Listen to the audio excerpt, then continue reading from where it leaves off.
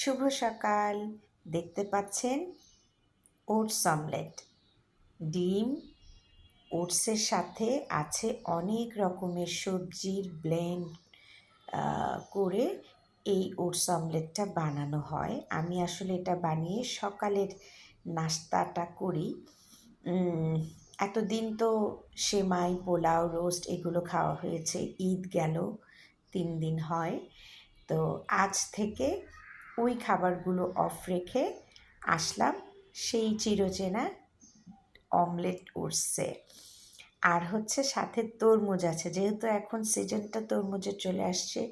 টুকটুকে লাল তরমুজ কালকে পেলাম, আর সাথে সাথে মনে হলো এখন নিতে হবে, কারণ রোজার সময় অনেক তরমুজ কেনা হয়েছে, এই রকম লাল একটাও হয়নি।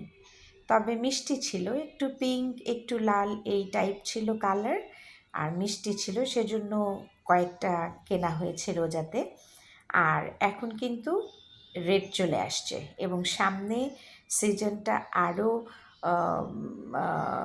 ম্যাচিউরড হবে, তখন আরও লাল, আরও বড়, আরও মিষ্টি তরমুজগুলো বাজারে সয়লাভ হয়ে যাবে। সবাই ফ্রুটস খাবেন, সিজনাল ফ্রুটসটা সিজনেই খেতে হয়। আর একটু যদি নাস্তাটা মানে পরোটা বা বেশি বেশি তেলের জিনিস না খেয়ে একটু সবজি, ডিম, ওটস এগুলো দিয়ে নাস্তাটা করা যায়, এটা নিঃসন্দেহে একটা শরীরের জন্য হেলদি একটা ফুড হবে। তো সবাই ভালো থাকবেন। আল্লাহ হাফেজ।